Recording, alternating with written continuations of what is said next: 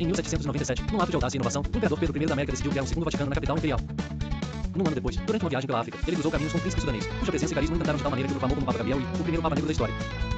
A vida de Gabriel I antes desse encontro era envolta em mistérios. Os registros apontam apenas que ele era descendente do primeiro rei do Congo, mas seu nome verdadeiro se perdeu no tempo. Reinando com a elegância esperada de um Papa, Gabriel I muitas vezes era visto sendo carregado em uma liteira, ornado com vestes papais imponentes. Seu papel, porém, era mais simbólico do que de poder real. Mesmo com o título de Papa, ele manteve a mesma influência limitada que possuía como príncipe sudanês. Pedro I conduziu Gabriel I pelos fortes mercados do Alasca e mais tarde até a Virgínia, em um esforço para consolidar seu império. No entanto, suas tentativas foram em vão. As revoltas eclodiam por todo o Império Americano, e em 1817, desgastado, Pedro I da América abdicou do trono. Com a abdicação, Gabriel I ficou sob os cuidados de Luís de Alcântara, conselheiro de confiança de Pedro. Mas o destino não poupou Gabriel I de mais mudanças. Em 1818, de Alcântara sucumbiu à tuberculose. Após essa perda, Gabriel I encontrou amor e estabilidade, casando-se com a princesa do Alasca, irmã de Pedro. Juntos, formaram uma numerosa família, tendo 7 filhos em Júlia, Gabriel, Ágata, Silvana, Vinícius, Pedro e Luís. Além disso, adotaram outras 10 crianças, uma demonstração da generosidade e abertura que sempre caracterizaram o ex-papa. Entretanto, a vida de Gabriel I não foi além de 1825. Seu legado não está nos livros de história de um papado tradicional, mas na união e na família que criou, simbolizando uma ponte entre continentes, culturas e épocas. Permanecendo na memória como um pioneiro incomum da sua era. Na Copa do Mundo de 2010, realizada na África do Sul, o mundo foi encantado por um torneio de futebol cheio de emoções e, é claro, pelo som inconfundível das vuvuzelas. No entanto, o que muitos não sabem é que uma partida desse mundial foi envolvida em um mistério raro e polêmico. Falo do jogo entre Brasil e África do Sul, que acabou sendo censurado e quase esquecido na história do futebol. O jogo começou com grande expectativa. O estádio estava lotado não apenas de brasileiros e sul-africanos, mas também de torcedores do mundo todo, de portugueses a venezuelanos. A sensação de festa era universal e tantos cânticos quanto as transmissões de emissoras famosas como Globo e Sport TV adicionavam a atmosfera efervescente. No entanto, após o emocionante início com os hinos nacionais, o jogo rapidamente se tornou um pesadelo para o Brasil. Ao fim do primeiro tempo, a África do Sul liderava por 1-0. Com expectativas renovadas no segundo tempo, as esperanças brasileiras despencaram à medida que o placar subia para 3-0 aos 16 minutos. Foi então que uma reviravolta extraordinária aconteceu. Um torcedor brasileiro, numa explosão de paixão e desespero, invadiu o campo e, de maneira impossível e inexplicável, marcou um gol para o Brasil. O estádio congelou. A transmissão foi imediatamente cortada e a partida interrompida. A cena surreal levou ao fim abrupto do jogo e os registros desse momento foram misteriosamente censurados. Dizem que a decisão veio de cima, com patrocinadores como a Adidas pressionando para que a anomalia jamais fosse oficialmente reconhecida. O torcedor foi devidamente expulso e nenhum dos times levou o troféu para casa. Pedro Smith Johnson Williams Brown Jones nasceu em 1758 em Washington, nos Estados Unidos. Era o mais velho dos 16 irmãos, filho de Nicolau III do Alasca e Sofia, imperatriz alafiana. A avó paterna de Pedro, Ágata I do Alasca, filha de Tyler e rei do Alasca, o acolheu ainda jovem. Em 1776, os Estados Unidos se tornaram independentes no Reino Unido com George Washington como primeiro presidente. Um ano depois, Pedro I executou um golpe de Estado, autoproclamando-se Pedro I da América. Com o apoio de sua sobrinha, com quem teve um filho, Pedro, que faleceu aos 7 anos, ele se estabeleceu momentaneamente no poder. Meses após, Pedro I foi deposto, mas conseguiu recuperar o trono americano mais tarde. Em 1799, ocorreu a maior reunião de família imperial já registrada, com a presença de primos notáveis de Pedro I da América. Entre eles estavam Maximiliano IV José da Baviera, com suas filhas Carolina e Augusta, essa última casada com Guilherme I de Württemberg. Também estavam presentes o rei Francisco I da Áustria, avô de Dom Pedro II do Brasil, Vítor Emanuel I da Sardenha e Frederico I de Württemberg, acompanhado de Fernando I das Duas Sicílias e o rei Cristiano VII da Dinamarca.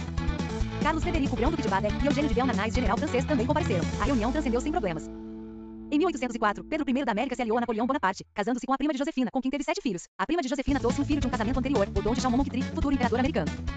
Em 1817, Pedro I abdicou do trono americano, restaurando a república sob James Monroe. Ele e sua esposa, 7 filhos e 42 netos foram a colônia brasileira, então sob Maria I de Portugal. Em 1831, Pedro I do Brasil abdicou. No ano seguinte, Pedro I, ex-imperador da América, estabeleceu-se em Portugal, vivendo com 25 netos. Em 1845, aos 89 anos, Pedro I da América faleceu. Bob Khan foi o único e último rei da Mongólia após a declaração de independência do país, em 1911. Ele também é o líder espiritual do budismo tibetano na Mongólia, sendo a reencarnação do oitavo Gelson Damba Buktu. Em 1902, o rei da Mongólia casou-se com Dom. Ela conheceu Bob Khan em 1895, durante sua visita ao mosteiro herdeiro Izu. Outra vez, eles se encontraram em 1900, durante uma viagem ao mosteiro de Amar Zelândia. Em 1902, casaram-se e tiveram um filho. Segundo o costume, ela adotou e criou muitas crianças de famílias que não podiam cuidar delas. Um deles foi o Sanjamin Mongor Jodormo, que se tornou um proeminente compositor mongol. Ela e Bob Khan também iniciaram e criaram a residência de Bob Khan, que também abrigava artesãos e artesãs. Dom Dodula morreu em 1923, um ano antes da morte de seu esposo. O dia de descanso foi observado no 15º dia do último mês de outono. Depois, o último rei da Mongólia casou-se com Genevieve.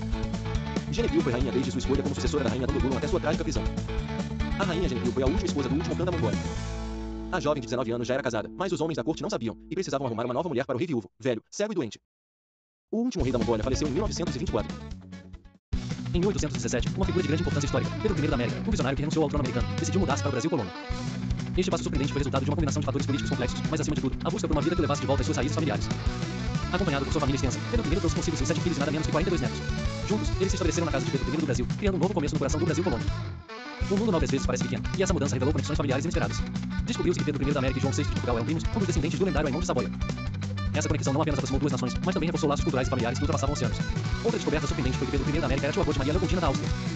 Em um marco histórico, em 1819, nasceu Maria II de Portugal, filha de Pedro I do Brasil e Leopoldina. Esse evento solidificou ainda mais as interligações entre as casas reais, trazendo consigo promessas de futuro para duas nações. A abdicação de Dom Pedro I do Brasil em 7 de abril de 1821 foi uma resposta às tensões políticas e sociais da época, em meio a uma confluência de interesses entre brasileiros e portugueses, que resultaram em debates fervorosos sobre soberania e identidade nacional. Finalmente, em 1847, Pedro I da América faleceu, aos 89 anos. Sua jornada de vida não só mudou partes cruciais da história americana e brasileira, mas também deixou um legado duradouro de pacificação e união entre povos de diferentes continentes. Em 1804, Pedro I da América, após seus 3 casamentos anteriores e a paternidade de 2 filhos, firmou uma aliança com Napoleão Bonaparte. Como parte deste acordo, Bonaparte prometeu a irmã, Paulina Bonaparte, para matrimônio com Pedro I, apesar de Paulina já estar casada com Camilo Borghese. Em 1805, Paulina engravidou de Pedro I, e no ano seguinte deu à luz Pedro Napoleão Smith Bonaparte.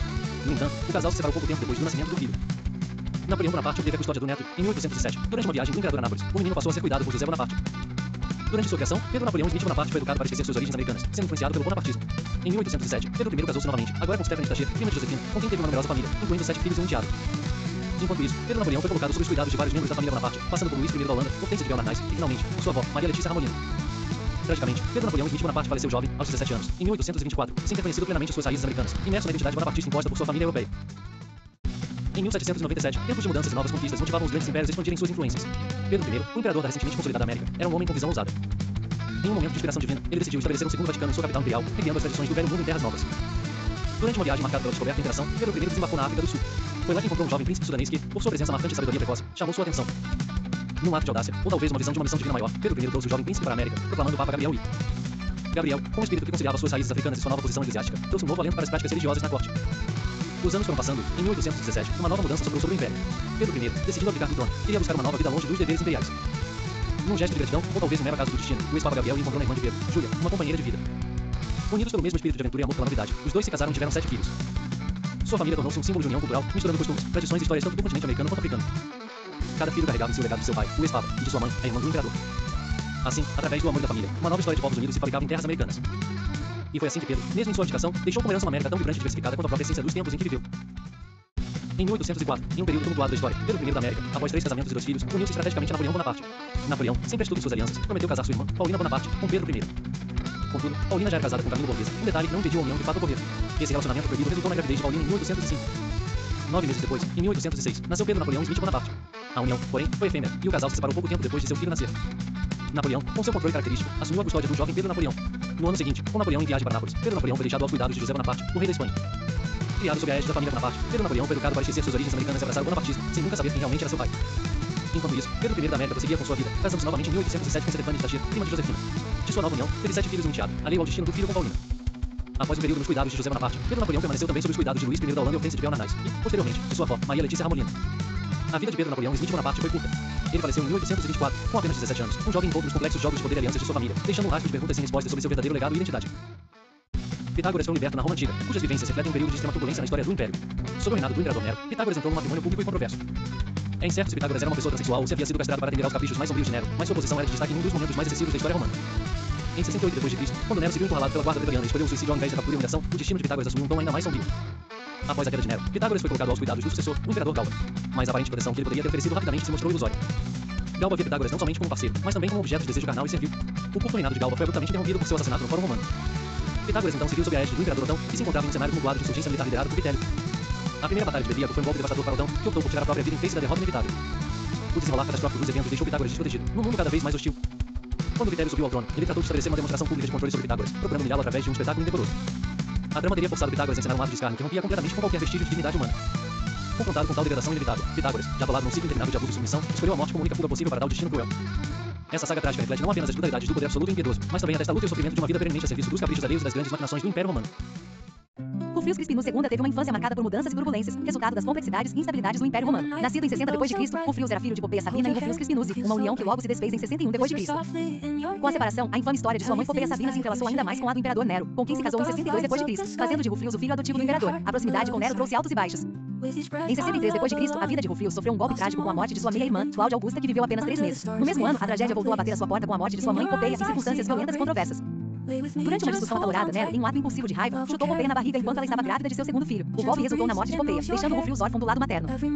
Em 64 d.C., seu pai biológico também faleceu, o que o deixou ainda mais vulnerável. Sem pais, a vida de Ruflius se transformou em uma série de adoções estáveis e impessoais. Públia Marciana, irmã de Trajano, assumiu a responsabilidade por ele, porém a vontade de Trajano pesou, e ele não queria Ruflius como sobrinho. Assim, Ruflius foi transferido para a família de Servil Sulpicius. As constantes mudanças continuaram, e em 68 d.C., após a morte de Nero, foi Lucius Titius quem aceitou adotá-lo. A vida de Ruflius Crispinus II foi constantemente marcada por recomeços e ausência de figuras paternais firmes. Em meio a essa roda viva de instabilidade, Ruflius faleceu em 70 d.C., aos 10 anos de idade, uma vida efêmera e tumultuada, reflexo dos tempos conturbados do Império Romano. Abdala Sabah nasceu em 1420 em Portugal, e sua linhagem remontava a um dos grandes líderes mouros, Abderrahmani. Desde cedo, sua vida foi marcada por viagens e encontros que definiriam seu futuro. Aos 6 anos, foi mandado para o reino de Navarra, onde conheceu o jovem rei Luís III e desenvolveu uma amizade que seria importante para suas futuras conexões na corte. Mais tarde, Sabah partiu para o reino de Castela, onde teve a chance de conhecer João II de Castela, o qual com o tempo passou a tratar Sabah quase como família. Em 1451, nasceu Isabel, que mais tarde seria conhecida como Isabel, a Católica. Sabah foi convidado para ser padrinho e tutor de Isabel, cargos que ele aceitou com grande responsabilidade e honra. O casamento de Isabel com Fernando II de Aragão em 1469 foi uma união estratégica que marcou a história da Península Ibérica. Juntos, formariam um núcleo do que se tornaria a Espanha moderna. Paralelamente, Sabah construiu sua própria família ao se casar com Sumna. Juntos tiveram também 6 filhos, e Sabah os educou com os mesmos princípios de sabedoria e retidão. No final do século XV, a saúde de Sabah começou a declinar devido à tuberculose, uma doença que na época não tinha cura. Embora continuasse a desempenhar seu papel, sua batalha com a doença foi perdendo terreno. Em 1498, o nascimento de Miguel da Paz, príncipe de Portugal e dos Astúrias, trouxe uma nova esperança para as coroas ibéricas, sendo ele o neto mais velho de Isabel. Contudo, o delicado estado de saúde de Sabah não resistiu às agravantes da doença, e ele faleceu em 1499, deixando para trás um legado entrelaçado entre linhagens reais e histórias de vida.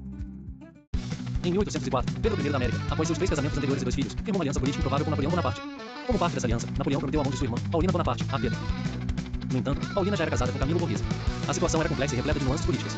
No ano seguinte, em 1805, Paulina engravidou de Pedro I da América, e em 1806 nasceu o filho do casal, Pedro Napoleão Smith Bonaparte. Com o nascimento do menino, a relação entre Pedro e Paulina tornou-se ainda mais complicada, e o casal acabou se separando pouco tempo depois. Após a separação, Napoleão Bonaparte assumiu a custódia do jovem Pedro Napoleão. Em 1807, Napoleão viajou para Nápoles, e a responsabilidade de cuidar do menino foi delegada a José Bonaparte, rei da Espanha.